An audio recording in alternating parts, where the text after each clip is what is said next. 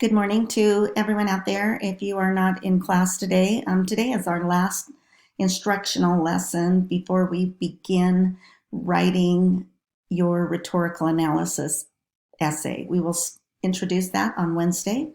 Um, but an important concept that students in any English 1010 class across the country has is understanding fallacies and what they mean and how they impact writing and thinking. So I feel it works really well in the rhetorical unit. And so I've included it today as one last thing to think about, especially when writing doesn't work. A lot of times it can be traced back to fallacious statements. So anyway, this is our lesson today. And if you look over on slide 2, you can see our agenda that we will be doing at a short excerpt looking at a famous writer, Maya Angelou, and then moving into our fallacy lesson. So Maya Angelou. In 11th grade or American Lit, I don't know if you had a chance to study her. When I taught 11th grade English, I always made it a point to spend a week and sometimes even 2 on the work of Maya Angelou. She's a beautiful poet. She is a great essay writer, memoir writer, and she's always impacted me through her ability to not only show us how to write, but how to change lives through her writing. I've always been fascinated with her upbringing. She grew up in a very poor background in a small community, Stamps, Arkansas. And she was raised most of her childhood with her brother by her grandparents. In your Canvas lesson, I've included a chapter from one of her most famous memoirs, I Know Why the Caged Bird Sings. In this chapter, you don't have to read the whole book to get a feel for what's going on. Maya is a little girl. She's living with her grandparents, and it's in the 30s. And it happens to be the night that Joe Louis, the famous boxer, is boxing for the world championship. And so all of the people in the community have gathered around in this ma and pop store, which her grandparents own, and listening to this boxing match over the radio. In the family, there's also an uncle who still lives with the grandparents. He is older than Maya and her younger brother and is disabled, and that's part of the reason that he still lives at home with his parents. And she talks about him in this chapter, along with the Joe Louis boxing match. So watch a couple of these short videos to get a feel for both Maya Angelou's impact on people today and also a section from her book of how she impacts us as writers. When you get done, I'd like you to write a couple things in your academic notes. Number 1, what is it that she does as a writer that you would like to emulate and why? And the second thing is, why do you think she is such a profound, or was such a profound influence to so many people, especially the Black community? So enjoy her work. All right, now we're going to move into some background to fallacies. So I have several slides here that I want to talk about. In class, we'll go into them a lot more detail. If you've ever heard of it's not George Orwell, I apologize. It is Orson Welles. Orson Welles' famous War of the Worlds that he wrote. Anyway, back in the 1930s, in fact, it was 1938, one night he did a radio broadcast, and it shows a picture of him on the left doing this radio broadcast from New York. And he tells this fictional story of the world coming to an end because Martians have invaded the world. It was around Halloween. And the problem, though, is, or I guess a good thing or a bad thing, that he was so realistic that people listening on the radio actually fell for it all. There were several people in the next 24 hours after they learned the whole thing was just a fictional account of what he did, but People were ready to commit suicide. A couple of people actually suffered heart attacks. So, what is it that makes people fall for things? And that's what I want you to think about with this lesson with fallacies. What makes us fall for things? So, the first question, I have a series of questions that I put hot or not on it. The first one is, do you think emotion or reason plays a more pivotal role in critical thinking? So when we're trying to think things through, do we follow our emotions or do we follow our reasons? And part of the problem we get into with believing things that are false or distorting truth is when we rely so much on our emotion to support what we believe. So to illustrate that, I just want you to understand the difference of the word knowledge. It says here, knowledge is information or experience we believe to be true and for which we have justification or evidence. And so understanding, learning throughout our life what knowledge is true is a lifelong process, and it requires reasoning on our part. So to think more about that, here I have the word truth. The word truth has been discussed by philosophers over the course of mankind. The rationalists, these were during the Greek philosophy. These are people who follow what the Greek philosopher Plato says. And he says that most human knowledge and truth is derived from reason. So anything that is emotional, according to Plato, cannot be truthful. It has to come from fact or reason.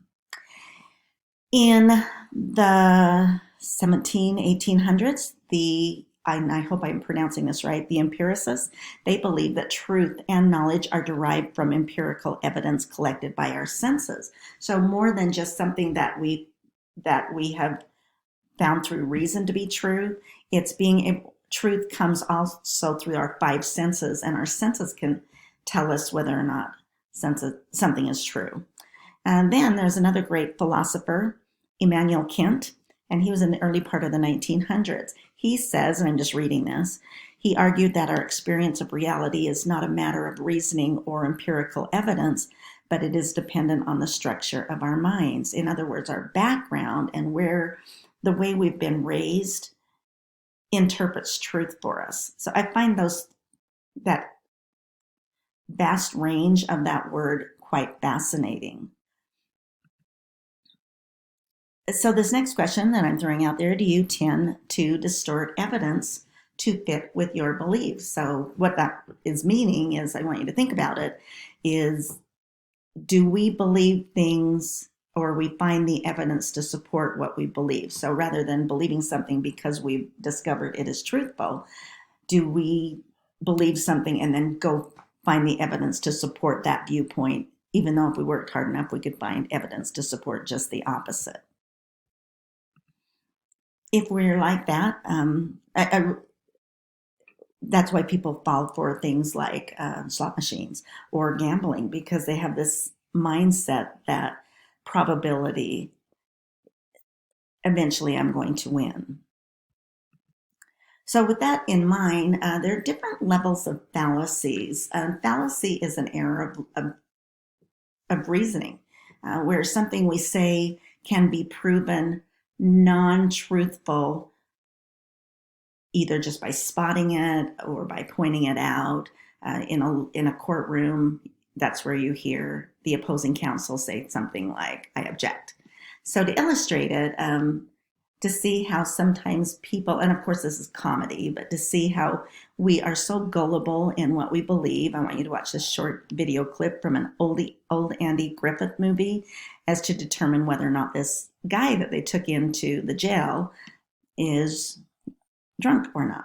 So it's a short video, watch it. Fallacies are not hard to spot if we have the word fallacies in the forefront of our mind. Like if I give you something to read and I'd say, okay, find the errors in logic, it's pretty easy to do. And so here's an example from Homer. Homer says, Lisa, would you like donuts? Lisa, no thanks. Do you have any fruit? Homer, this has purple in it. Purple is a fruit. And so you can just see that doesn't quite make sense. Something is off there. So I wrote down Homer's error is obvious. He mistakes a fruity color for the thing itself. It's the same fallacy as this one. If elephants are animals, you are an elephant. You are an animal. That makes you an elephant. So you can just see sometimes people's from point A to point C. It's like we screw up on point B, and it doesn't make sense. If we are looking for trying to recognize critical thinking as truthful or not, we need to see whether or not a fallacy lies behind arguments. So here are some things you can ask yourself. The first one, does the proof hold up? The second one, am I given the right number of choices? Are there just two choices, or can there be a whole bunch of choices at my disposal? For example, a lot of times, like 20 years ago, before cell phones, I used to listen to students go to the office and call their parents and say they need them to bring their homework or else they're going to fail the course. Well, that's a fallacious statement, because there are probably more than one or two options to that situation. The third one, then, does the proof lead to the conclusion? And finally, who cares?